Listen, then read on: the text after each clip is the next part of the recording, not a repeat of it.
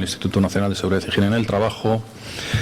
Él, bueno, pues trabaja con Segumar en los temas de pesca y va a plantearnos la panorámica legislativa en seguridad y salud laboral en el sector, un sector que tiene, como suele decir él, toda la regulación ya escrita prácticamente, y que nos vendría casi mejor cumplir lo que ya está escrito antes que redactar normas nuevas. Pero bueno, no, ya todos conocéis que eso es común a otros tipos de actividades. Sin más, y como que se presente él mejor que lo que yo he hecho, pues le paso la palabra. Bueno, pues muchas gracias y buenas tardes a todos. Es una hora un poco mala, ¿no?, para hablar de un tema tan árido como es la legislación. Pero bueno, lo primero que quiero agradecer antes de todo es la amable invitación cursada por Osalan al Instituto para que podamos participar en este curso, ¿no? Y también, bueno, agradecer a la escuela este marco tan bonito que nos ofrece para ofrecer estas ponencias. Pues bien. Bueno, yo, como ha dicho Javier, yo en el instituto soy el coordinador de la unidad técnica de condiciones de trabajo en pesca. Y bueno, pues uno de los trabajos que solemos hacer es embarcarnos y estudiar el trabajo en las diferentes modalidades pesqueras, ¿no? Y ahí es cuando yo pues me suelo un poco acordarme de este cuadro pintado por Joaquín Sorolla a finales del siglo XIX, y de aún dicen que el pescado es caro. Y es verdad que cuando te embarcas y ves cómo trabaja la gente, comes con ellos, duermes, los escuchas sus inquietudes en un ambiente un poco más distendido, pues te das cuenta de que a veces pues la teoría va por una parte y luego es verdad que pues a la hora de aplicar la normativa y en un entorno tan duro como es la pesca, pues sí que es verdad que a veces no es tan sencillo. Pues bien, en este cuadro, como he dicho, se representa un poco la penosidad del trabajo en la pesca en aquella época. Se ven a dos pescadores atendiendo a un compañero accidentado. Y bueno, pues se ve en el mismo cómo eran las condiciones de trabajo en aquella época. Afortunadamente, pues las cosas han cambiado mucho, ¿no?, en términos de penosidad. Y eso ha sido principalmente gracias al avance de la legislación. En esta presentación voy a hablar un poco de legislación, voy a establecer esa relación entre la legislación y el avance o la mejora de la siniestralidad a lo largo del tiempo. Hablaré también de normativa de seguridad y salud en el trabajo, prevención de riesgos laborales, y también un poco estableceré la relación de esta normativa con la normativa de seguridad marítima. Pues bien, pasamos al primer bloque y vamos a hablar de esa relación entre legislación y siniestralidad. Se cumplen 20 años de la entrada en vigor de la Ley de Prevención de Riesgos Laborales y bueno, sí que es verdad que desde entonces ha habido un gran número de normas de desarrollo que han entrado en vigor y que han venido a incidir en la mejora de las condiciones de seguridad y salud en la pesca. Asimismo, en el campo de la protección de la salud, ya hemos visto antes la ponencia, por ejemplo, del ISM, también se han promulgado varias normas que han venido a mejorar las condiciones de salud. La seguridad laboral de los trabajadores de la pesca pues se rige principalmente por un doble ámbito normativo, ¿no? Por una parte tenemos el ámbito de la seguridad y salud en el trabajo, prevención de riesgos laborales, salud, y por otra parte el ámbito de la seguridad marítima. En este campo, tan íntimamente relacionado con la seguridad y salud en el trabajo, pues también desde la entrada en vigor de la Ley de Prevención principalmente, ha habido una serie de normas que han venido a mejorar la seguridad estructural de los barcos, el equipamiento de a bordo, y también en el campo de la formación es verdad que bueno, pues ha habido avances legislativos que han permitido que la formación de los marinos de pesca pues sea ahora mucho más completa e integral que en aquella época, y todo ello de alguna manera ha venido a incidir en la mejora lenta pero progresiva de las cifras de siniestralidad. En esa gráfica que podéis ver arriba, pues veis que la evolución del índice de incidencia del total de actividades económicas en España desde el año 97 pues se ha reducido aproximadamente en un 52%. La línea verde representa la evolución de la construcción, tradicionalmente de alta siniestralidad, y aquí la reducción, independientemente de que consideremos en esta última época los efectos de la crisis también, ¿no?, pues ha habido una reducción del 61%. En la pesca, estos son datos que incluyen también a la acuicultura. Como dijo antes Javier Inda, pues es verdad que disgregar en el CENAE a 3 dígitos, pues a veces hasta a nosotros nos cuesta trabajo de que nos den esos datos, ¿no? Y bueno, pues son los datos que ofrece públicamente el Ministerio de Empleo, y aquí se puede ver en la línea roja cómo pues esa evolución en la pesca pues ha sido un poco más lenta. De hecho, si amplificamos la última parte de la gráfica, podemos ver que desde el año 2006 hasta el 2014, pues prácticamente no hay evolución, no hay mejora. El índice se mantiene en una línea plana. Sin embargo, el índice general y el índice en construcción sí que han bajado de forma bastante considerable. Esta gráfica da miedo. Esta es la evolución del índice de incidencia, representa la evolución del índice de incidencia de accidentes mortales, ¿no?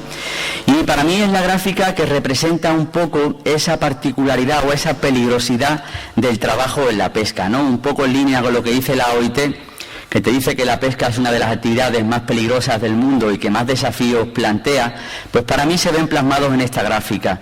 Como podéis ver, el año 2014 ha sido terrorífico, pues se han triplicado los índices de incidencia de mortales con respecto a 2013, y ahora mismo pues es con diferencia la actividad con mayor número de siniestralidad mortal.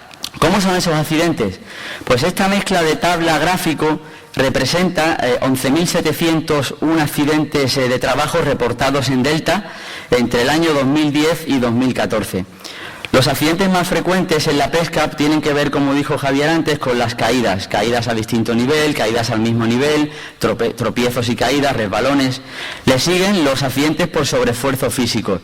A continuación, los choques o golpes contra objetos, cortes, pinchazos, arañazos y, bueno, atrapamientos, aplastamientos, amputaciones, por este orden y en número. Sí que es verdad que, como dijo Javier también, el Delta nos ofrece una foto muy general, la verdad, y no nos da, pues eso, ¿no?, información sobre en qué modalidades pesqueras se producen estos accidentes, en qué puestos de trabajo, etcétera. En términos de gravedad, el accidente grave más frecuente, según el Delta, pues es la caída. Evidentemente, ¿no? Le siguen los choques o golpes contra objetos, y esto lo voy a un poco a matizar en la siguiente diapositiva. Seguido, a continuación, pues los atrapamientos, aplastamientos, amputaciones y los accidentes no traumáticos. En términos de mortalidad, el accidente mortal más frecuente, pues por supuesto, es el ahogamiento, seguido de los accidentes no traumáticos, principalmente infartos, y los choques o golpes contra objetos. Esta diapositiva muestra un poco, que estos son datos de la Inspección de Trabajo entre 2011 y 2014. El 51% de los accidentes que investigó la Inspección de Trabajo en esta época tuvieron que ver con la utilización de equipos de trabajo a bordo. Y bueno, estoy un poco ofreciendo estos datos, ¿no?, porque a la hora de hablar de legislación me gustaría pararme en alguna normativa concreta, ¿no?, donde pues, puede haber más problemas. Y el 31% tuvieron que ver con las caídas. Entre los accidentes con máquinas destaca por su mortalidad la rotura de elementos en tensión, cables, cadenas, cabos, pastecas, grilletes que se rompen principalmente en la pesca de arrastre, que en alguna ocasión suele llevarse la vida de algún trabajador. Le siguen los atrapamientos con máquinas, los atrapamientos o golpes con la red y los elementos de la red, atrapamientos con las puertas de arrastre, atrapamiento o contacto con esos mismos elementos en tensión. La modalidad de caídas, pues la más frecuente es la caída al mismo nivel, le sigue la caída a distinto nivel, la caída al mar. Por desgracia, la semana pasada tuvimos un fallecimiento de un trabajador de Hondarribia, que por lo visto, según he leído en la prensa, me pasó la información mi compañero Javier de aquí del centro de Bilbao, pues el trabajador metió el pie en una aduja de un cabo y fue arrastrado al mar. Cuando lo rescataron, pues no se pudo salvar la vida, ¿no? Y al fin y al cabo, los accidentes que estáis viendo aquí son recurrentes, se suelen repetir. O sea, tenemos información, sabemos qué es lo que está pasando, ¿no? El problema está ahora en, ¿Cómo podemos afrontar eso desde un punto de vista normativo? ¿La normativa es suficiente? ¿No es suficiente? ¿Cómo podemos integrar esa normativa? En fin, bueno. Si hablamos de enfermedades profesionales, y también vamos a tratar este tema desde el punto de vista de la legislación, pues vemos que la enfermedad profesional más frecuente pues tiene que ver con los trastornos musculoesqueléticos, seguida de la pérdida auditiva por ruido y la dermatitis. Son los 3 grandes grupos de enfermedades que se reportaron en la base de datos CEPROS de comunicación de enfermedades profesionales de la Seguridad Social entre 2007 y 2012. Si lo vemos un poco de forma más detallada, por diagnósticos médicos, la patología del codo fue la más frecuente, seguida de la pérdida auditiva por ruido, síndrome del túnel carpiano, tendosinovitis de la mano, dermatitis, etcétera. Pues bien, vamos a ver ahora cuál es la legislación desde el punto de vista de prevención de riesgos laborales de aplicación a los buques de pesca. Para empezar, tenemos que decir que existe una legislación específica de aplicación a los buques de pesca, pero esta legislación solo es aplicable aproximadamente al 22% de la flota, teniendo en cuenta los datos del Magrama de 2014, del Censo Operativo de Flota Pesquera. Al resto, pues como veremos más adelante, pues no se le aplica esta normativa y hay que aplicar la normativa preventiva general, aparte de que también se le aplique a los buques más grandes, que a veces es de difícil encaje, la verdad.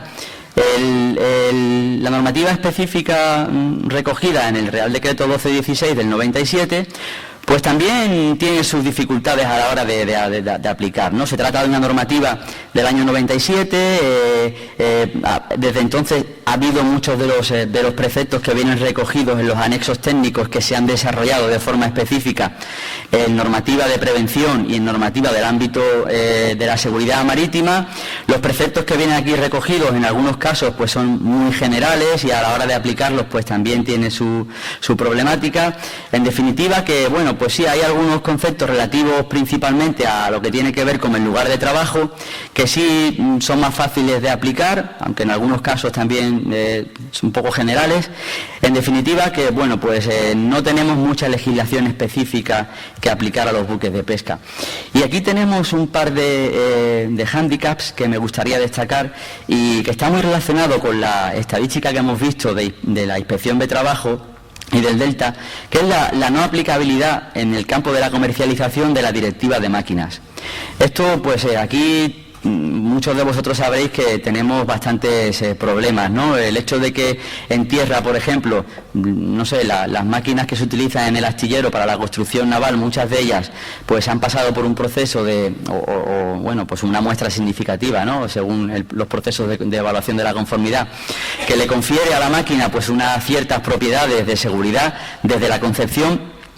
Pues eso, por ejemplo, en el caso de la pesca, pues la directiva excluye a los buques de navegación marítima y a las máquinas instaladas en estos buques, con lo cual muchas de esas máquinas desde la concepción han nacido pues con unos criterios de seguridad muy bajitos o prácticamente inexistentes, ¿no? Y ahora nos encontramos con el problema de tener que adaptar esas máquinas pues a una legislación como puede ser el Real Decreto 1215, pues un poco a veces difícil de poner en la práctica, ¿no?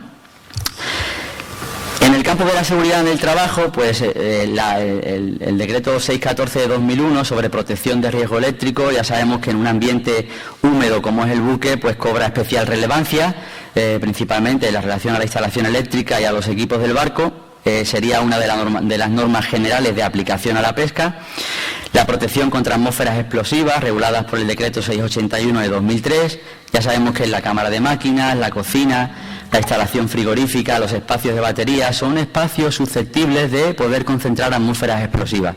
Y aquí tendríamos que aplicar esa normativa. Me voy a parar un poco más en el tema de las máquinas, porque aquí sí que tenemos auténticos problemas, ¿no? Y es un reto, como un desafío que tenemos por delante. Pues eso, a la hora, si queremos reducir la siniestralidad, tenemos que de alguna forma caracterizar cuáles son sus principales problemáticas, ¿no? Y atacar a esas principales problemáticas de una forma contundente. De otra forma va a ser muy complicado que reduzcamos esas cifras, ¿no? Y en el campo de la maquinaria, por ejemplo, tenemos datos de la Inspección de Trabajo de los últimos 4 años en los que han inspeccionado 77 accidentes ocasionados durante la utilización de maquinaria. donde predominan los accidentes en los buques de arrastre, ¿no? Hay una relación también del accidente con maquinaria que tiene que ver con el tamaño del buque. A medida que el tamaño aumenta, la probabilidad de sufrir un accidente con máquinas, y bueno, aquí en el País Vasco tenéis, como hemos visto antes, barcos con una eslora media de 28 metros, ¿no? Pues la probabilidad de sufrir un accidente es mucho mayor. Los accidentes investigados por la inspección en ese periodo se produjeron principalmente la maquinaria que mayor accidentes durante la utilización de ella se produjeron, pues fue la maquinilla de pesca, seguida de la red y sus elementos accesorios, y a continuación pues todos los accesorios o equipos que de alguna forma están conectados con el aparejo, ¿no? Como pueden ser cabos, cables, cadenas, pastecas. Un poco también esto es lo que ve la CIAIN cuando antes nos decía Ramón que entre sus objetivos también está, bueno, uno de sus principales objetivos es el estudio de accidentes que causan víctimas mortales en la mar, aparte de hundimientos, ¿no? Y bueno, pues en el instituto llevamos a cabo un estudio de los accidentes que la CIAIN había investigado entre 2008 y 2013, unos 100 accidentes, y de esos 100, 18 fueron operacionales. 50% fueron por caídas al mar y el resto prácticamente fueron durante la utilización de maquinaria. Pues se corrobora un poco con lo que ve también la inspección cuando investiga accidentes graves, ¿no? En todos los casos de la CIAIN fueron mortales y todos tuvieron que ver pues con la rotura de elementos en tensión, principalmente cadenas de las puertas de arrastre, pastecas, y también con con atrapamientos en la maquinilla y en el alador. Con lo cual, bueno, pues aquí tenemos un desafío importante. Ya muchos sabemos de la dificultad a la hora de aplicar el 1215 y a la hora de adecuar esas máquinas a unos estándares de seguridad un poquito más elevados. Y bueno, pues es uno de los desafíos normativos que me gustaría destacar. Hablando de agentes ambientales, hemos visto en las estadísticas de CEPROS que el ruido es la segunda causa de enfermedad profesional que más se diagnostica.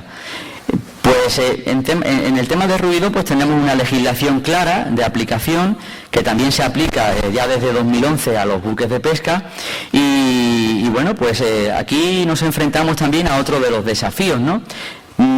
Recientemente hemos hecho un estudio con el ISM donde hemos analizado 125.000 reconocimientos médicos efectuados a 47.000 trabajadores, ¿no? Y nos hemos centrado en el código 8 y 13 de la Clasificación Internacional de Enfermedades, patologías asociadas al ruido y a los trastornos musculoesqueléticos, y hemos podido ver que un 23,4% de esos trabajadores tenían problemas de oído.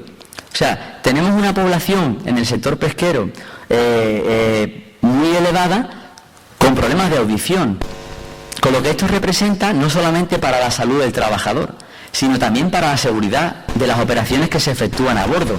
Sabemos, por ejemplo, que en el arrastre pues se desarrollan maniobras en cubierta muy peligrosas, ¿no? Donde la comunicación, por ejemplo, entre los operadores de la maquinilla y los que están en las puertas de arrastre es fundamental.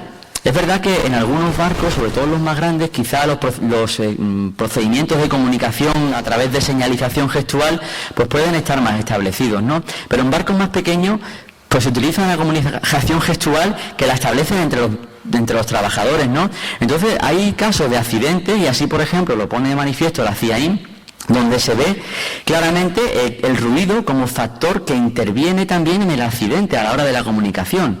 Cuando estuvimos en el curso en Galicia el año pasado y fuimos a hacer una visita a un arrastrero allí en Vigo, pues hablé con un señor que era trabajador del mar, ¿vale? Y le pregunté por el tema de los accidentes, ¿no? Y le dije si había presenciado algún accidente y me enseñó la mano así de esta manera, ¿no? Dice, mira, esto me pasó con la puerta de arrastre, ¿no? Y me nombró el ruido como un factor contribuyente que interfirió en la comunicación entre él y su compañero. Y él también lo atribuyó como una causa que, bueno, pues que al final le desgració la vida, porque está así, ya no trabajó más, y la verdad que el hombre estaba muy, muy contrariado, ¿no?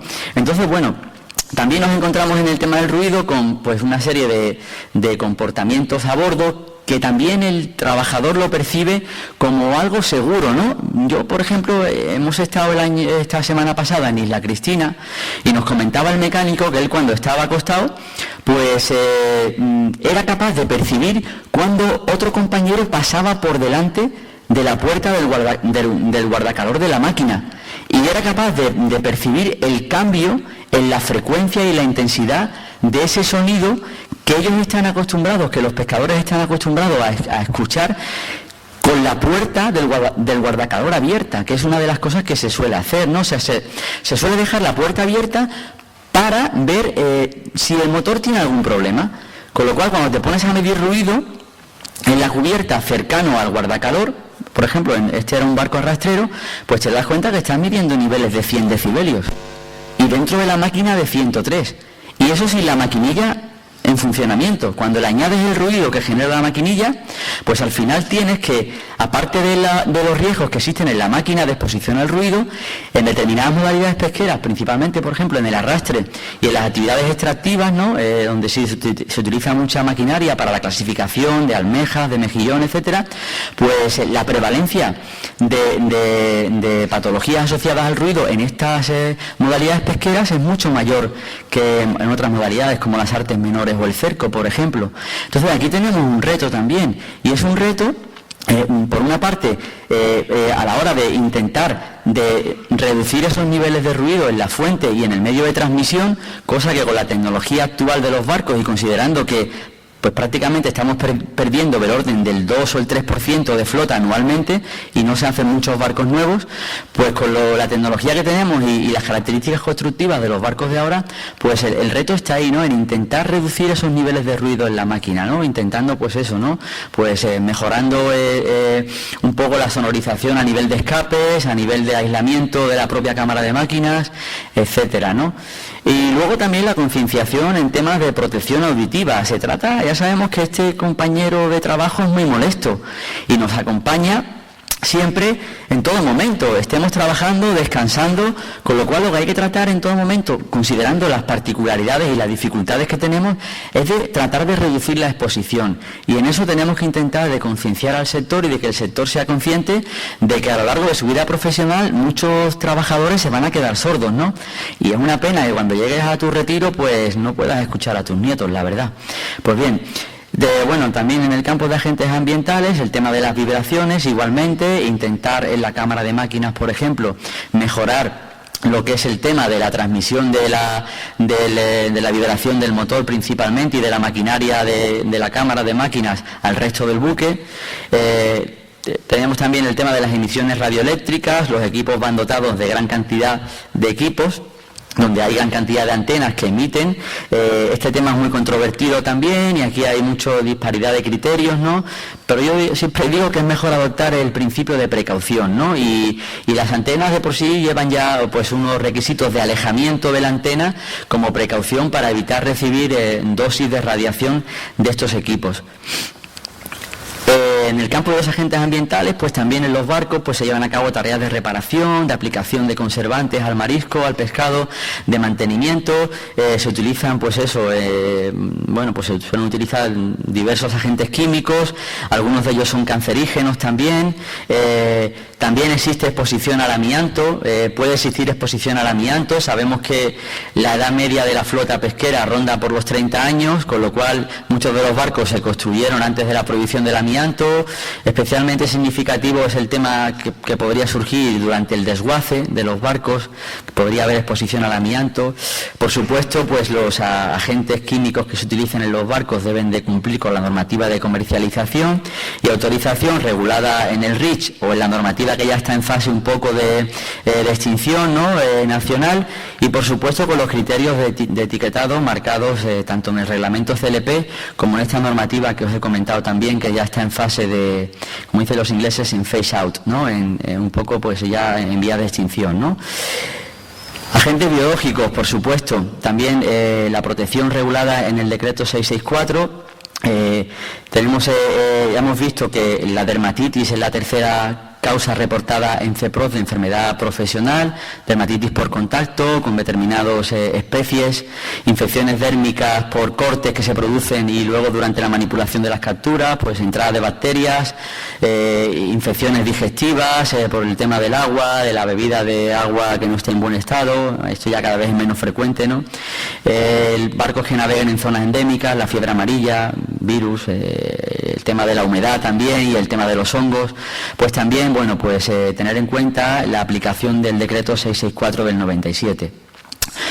Manipulación de cargas, antes se ha hablado del tema de riesgos ergonómicos, pues bien, aquí tenemos el decreto 487 del 97 de manipulación manual de cargas y bueno, realmente aquí también hay muchos retos, ¿no? Porque no es lo mismo aplicar la normativa en un ambiente estable que en un ambiente en continuo movimiento, ¿no? Con lo cual a la hora de aplicar los diferentes métodos de evaluación ergonómicos, pues no es tan sencillo como en actividades más estables, ¿no? Con lo cual eso también hay que tenerlo muy en cuenta. Por supuesto, la señalización de seguridad y salud en el trabajo es de aplicación a las actividades laborales que se desarrollan a bordo de los barcos de pesca. En materia de protección de equipos de protección individual, muy importante que los EPIs cumplan con la normativa de comercialización. Y que luego, bueno, pues se utilice de manera adecuada la normativa de utilización regulada por el 773 del 97. Es muy importante el tema de la selección del EPI. Es una cosa fundamental. Hemos visto antes que se ha hablado de que hay trabajadores que pueden decir el EPI suele ser incómodo, ¿no? Si no se selecciona, sobre todo si no se selecciona de una forma adecuada, con lo cual es importante cumplir con los criterios de selección y uso para que la integración de los EPIs en la gestión preventiva a bordo sea lo más satisfactoria. Aquí voy a pasar un poco más rápido. Se ha hablado antes de la protección de la salud como otro pilar en materia preventiva.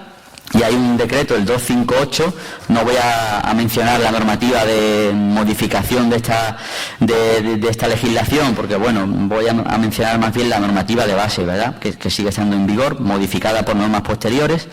Pues aquí tenemos los tres pilares un poco de la protección de la salud.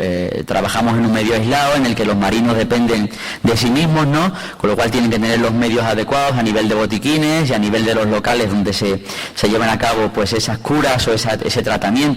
Eso para determinados buques de gran porte, la formación sanitaria, como ha comentado la compañera del ISM, y la importancia que tiene el centro radiomédico como ente que nos ayuda en la mar a intentar resolver una emergencia de la forma más satisfactoria. El tema de los reconocimientos médicos de embarque marítimo, también un tema un poco controvertido, ¿no? En la relación con la vigilancia de la salud, los protocolos de aplicación. La verdad es que se debe tender, en mi opinión, a intentar hacer una vigilancia adecuándose a las características del puesto de trabajo, por supuesto. O sea, bueno, yo creo que aquí debe ser una labor también conjunta, ¿no? E intentar eso, intercambiar información y que al final, pues los que están ahí son los que tenemos que servir con las herramientas más eficaces posibles. Bueno, pues esta es la normativa principal de aplicación en materia de prevención de riesgos laborales y protección de la salud. Existe una vinculación de esta normativa con la normativa de seguridad marítima. La normativa de seguridad marítima tiene su paraguas legal en el Real Decreto Legislativo, como dijo Ramón, 2/2011, el texto refundido de la Ley de Puertos y Marina Mercante, donde, bueno, pues uno de los preceptos es el de la que se denomina Marina Mercante, pues entre otras cosas la seguridad de la navegación y de la vida humana en el mar. Pues bien, existe una legislación que está muy vinculada también, porque hay muchos aspectos de la normativa de prevención de riesgos laborales que se ha desarrollado en la normativa marítima.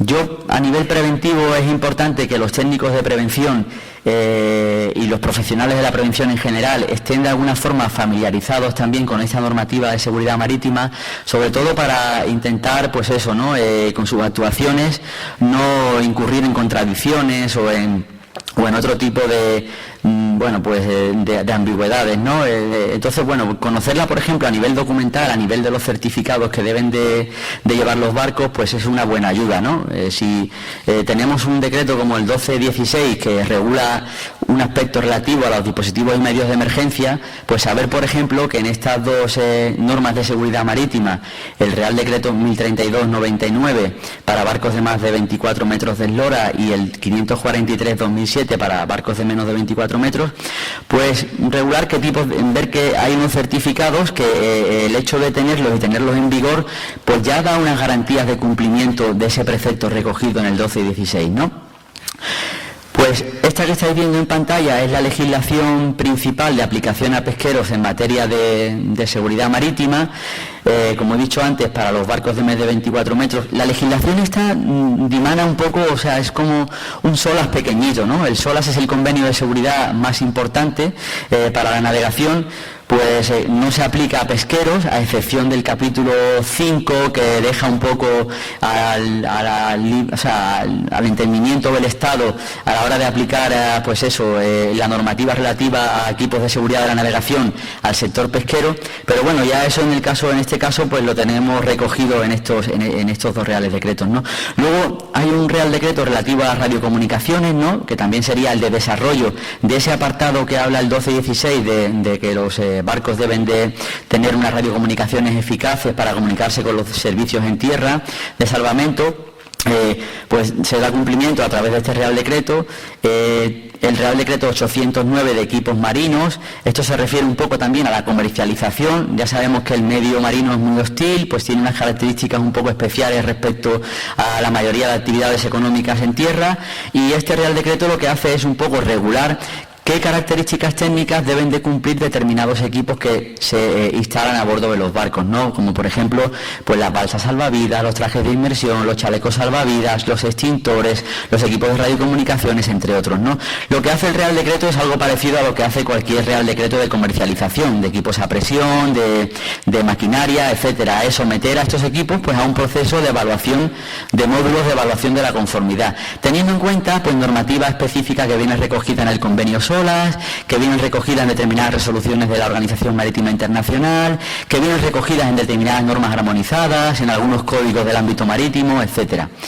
Y luego tenemos una legislación que ya se ha quedado un poco, pues eso, obsoleta, pero que bueno, para algunos barcos de construcción antigua, pues se han certificado en base a las normas complementarias del SOLAS, por ejemplo, o al decreto ya mucho más anterior del año 71, ¿no? Esta legislación sigue estando en vigor en algunos aspectos, pero prácticamente casi está derogada en todo lo que no se oponga a los dos reales decretos estos de seguridad marítima. ¿Qué regulan estos dos reales decretos de seguridad marítima? Pues regulan aspectos relativos al diseño, la construcción y el mantenimiento de los barcos, la integridad y estanqueidad, el amarre y fondeo, la estabilidad, el francobordo, la instalación de máquinas, instalación eléctrica, la prevención, detección y extinción de incendios, los dispositivos de salvamento y protección de las tripulaciones, la seguridad de la navegación, la prevención de la contaminación, y establecen el régimen general de inspecciones que deben de tener los barcos, los tipos de reconocimientos y certificados, y la figura de la autocertificación anual por el propio armador. Importante también el tema de la investigación de accidentes. Para mí la investigación de accidentes es una fuente fundamental de aprendizaje. La tenemos que tener muy en cuenta porque nos está dando lecciones que debemos aprender para que los accidentes no vuelvan a ocurrir. O sea, yo creo que tenemos ya una tal cantidad de información que con eso tenemos un campo maravilloso para poder, por desgracia, ¿no? Porque nos estamos basando en las desgracias de personas que han perdido la vida en muchos casos, ¿no? Pero es una información que la tenemos que utilizar y tenemos que llevar a cabo nuestras actuaciones teniendo en cuenta las lecciones aprendidas para evitar esta recurrencia, ¿no? El problema, como he dicho, está en que muchas veces pues la aplicación de la legislación no es tan obvia y tan sencilla. Con lo cual, pues ese es el reto, ¿no? Intentar buscar los mecanismos para intentar dar curso a la solución de estos problemas que se materializan en accidentes, ¿no? para evitar su recurrencia en el futuro, ¿no? Y ahí, como he dicho, y como ha dicho antes Ramón, yo creo que la labor que hace la Comisión de Investigación, la CIAIN, es muy importante, ¿no? Los informes que publica la CIAIN son todos públicos, están en su página web. Nosotros desde el Instituto hemos hecho un estudio de las causas de los accidentes que ellos han publicado desde 2008 a 2013, y ahí también, basándonos un poco en la metodología que se utiliza en el Instituto con todas las comunidades autónomas para el tema del análisis de causas de accidentes mortales en España, pues hemos utilizado esa metodología, pero para el análisis de los accidentes en el sector pesquero. Con lo cual ahí podéis encontrar cuáles son las principales causas, siguiendo esa metodología, de accidentes en este sector, de forma general y también de forma particular por tipo de accidente. Podéis encontrar información, por ejemplo, de las causas contribuyentes a accidentes operacionales, hundimientos, escoras, vuelcos, abordajes. Y bueno, pues os puede ser de gran utilidad para las actuaciones preventivas que se lleven a bordo. La formación, como he dicho antes, también es un campo en el que hemos mejorado, ¿no? Y afortunadamente ya contamos, por ejemplo, con una normativa que aglutina o recoge a todos los títulos de pesca, ¿no? El propósito de esta norma es recoger en un mismo documento pues todos los títulos que antes estaban dispersos en diferentes documentos y que, bueno, a veces era difícil de hacerle seguimiento, ¿no? Y encima con sus modificaciones. Pues ahora se recoge todo en un decreto que también incluye o incorpora al ámbito jurídico pues aquellos preceptos que no estaban contemplados relativos a la entrada en vigor del convenio STCW de formación, titulación y guardia de la gente del mar en el sector pesquero. Por otro lado, también sabéis que tenemos los certificados de especialidad, donde también se contemplan pues esos módulos de formación en materia preventiva regulados por la Orden FON 2296 de 2002. Otra cosa importante es el tema de las tripulaciones mínimas. Teníamos una normativa del año 69 muy antigua y, claro, la pesca ha evolucionado mucho, ¿no? Las titulaciones, los tipos de barcos, ¿no? Ahora tenemos un nuevo Real Decreto del año 2013 donde, bueno, pues se establece cuáles son las tripulaciones mínimas que deben de llevar los barcos de pesca y las embarcaciones auxiliares, teniendo en cuenta pues toda la evolución que hemos tenido en tipos de buques y también en titulaciones pesqueras. Importante el tema de la jornada de trabajo. Aquí la señora antes aquí sí, pues habló mucho de ese tema, ¿no? Hizo hincapié en las jornadas de trabajo extenuantes que tienen los trabajadores del mar, es verdad, y cuando te embarcas te das cuenta de esa realidad, ¿no? Y claro, aquí también hay un reto, ¿no? Tenemos una legislación que establece unas horas de trabajo, pero cuando te dedicas a realizar un arte de pesca activa, pues dependes un poco de la caza, ¿no? De la captura, ¿no? Y claro, aquí los tiempos de trabajo y descanso también los marca un poco la pesca, ¿no? Y claro, cumplir con esto a veces se antoja un poco complicado, ¿no? Y bueno, pues es otro de los retos que, pues, a mí la señora ha puesto un poco, hemos hablado de ello, ¿no? Bueno, otra normativa también de registro de despacho, que también incide en la seguridad, de embarque de personal ajeno a la tripulación, en fin, esto tampoco. Y luego me gustaría, para finalizar, de hablar de una serie de instrumentos internacionales que también, bueno, pues hay que tener en cuenta. Me gustaría hablar, antes se habló del Convenio del Trabajo Marítimo, que no aplica a los barcos de pesca, y yo quiero hablar del Convenio del Trabajo en la pesca, ¿no? Como un instrumento que está por venir y seguramente, pues al final, yo creo que España lo va a tener que adoptar. ¿Y por qué? Principalmente, la semana pasada lo ha ratificado Francia. El convenio entrará en vigor cuando lo ratifiquen 10 países, 8 de los cuales tienen que ser ribereños, ¿no? Bueno, lo ha ratificado Francia, lo ha ratificado Argentina, lo ha ratificado Sudáfrica, lo ha ratificado Marruecos, y esto seguramente va a significar que lo va a ratificar España en el futuro. De hecho, hay un grupo de trabajo que está estudiando la idoneidad de su ratificación. Yo creo que ahí los principales problemas están en el tema de alojamiento a bordo de buques pesqueros. El anexo 3 del convenio establece una serie de criterios un poco exigentes a nivel de cómo tienen que ser los alojamientos en los barcos de nueva construcción, y bueno, creo que ahí hay algún tipo de escollo, ¿no?, a la hora de ponerse de acuerdo entre todos los actores.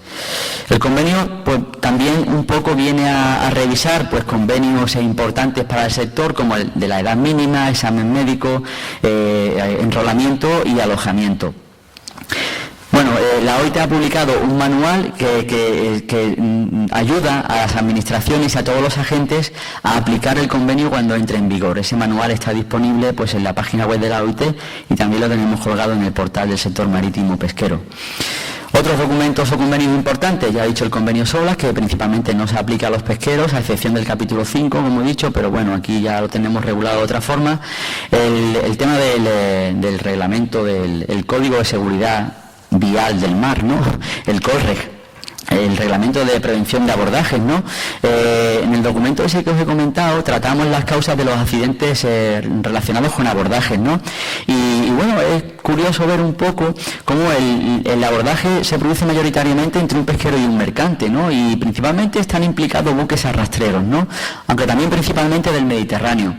Y bueno, pues muchas veces la causa, en el 98% de los casos de los abordajes, una de las causas que está presente en todos los accidentes es la inobservancia de la falta de una vigilancia eficaz y auditiva en el puente de gobierno. Muchas veces a lo mejor el barco viene para puerto y se están clasificando y seleccionando las capturas del último lance, ¿no? Y muchas veces pues se ve o se dice en la investigación que el patrón a veces abandona el puente, ¿no? Es la confianza un poco que se produce ahí cuando ves en el horizonte que no hay nada, ¿no?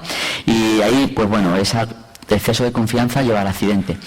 El convenio de búsqueda y salvamento también es un convenio a tener en cuenta en el sector pesquero, convenio de formación y guardia para la gente del mar, de la pesca, el código de seguridad de los dispositivos y medios de salvamento, que es obligatorio, de obligado cumplimiento para determinados equipos que se embarcan en los barcos, el código sobre niveles de ruido a bordo de los buques. El Real Decreto 1032/99 nos dice que para buques construidos a partir del 1 de enero de 2013, pues se deben de tener en cuenta los criterios recogidos en el código. El código en sí mismo no es aplicable a buques pesqueros, te lo dice de forma específica, pero la normativa de seguridad de buques de más de 24 metros te dice que se deberán de observar los preceptos recogidos en ese código relativos a los niveles de ruido en la cámara de máquinas. Bueno, el Código de Investigación de Accidentes, que ya habló Ramón de él. Hay una serie de instrumentos que también nos pueden ayudar en materia de prevención de riesgos laborales, que son instrumentos conjuntos de aplicación voluntaria de la FAO, la OIT y la OMI, Código de Seguridad para buques, para pescadores y buques pesqueros, el documento para la formación y titulación, las recomendaciones de seguridad para barcos de menos de 12 metros de eslora, en fin, una serie de documentos que a la hora de aplicar programas preventivos pues nos pueden orientar y nos pueden dar pautas sobre cómo hacerlo, ¿no? Y en fin, para finalizar, y ya doy cumplimiento al tiempo, me paso un par de minutos, ¿vale? Pues toda esta normativa de la que os he hablado, desde el Instituto la hemos recogido en dos fichas de divulgación normativa, donde tenemos una ficha para normativa nacional y otra para normativa internacional, donde en esa ficha, pues aparte de fijar las normas, para cada una de ellas decimos cuál es su objeto y cuál es su alcance, ¿no? Dos factores importantes a la hora de aplicar la normativa. Con lo cual, para los profesionales que a lo mejor no están muy familiarizados con la normativa en el sector, puede ser de gran ayuda a la hora de conocer pues toda esta legislación. Y estos documentos están disponibles en el portal del sector marítimo pesquero del Instituto. Simplemente poniendo la palabra normativa en el buscador os van a aparecer en las dos primeras posiciones y todo esto es lo que os quería contar sobre la normativa. Así que es que ricasco y muchísimas gracias a todos por vuestra atención, ¿vale?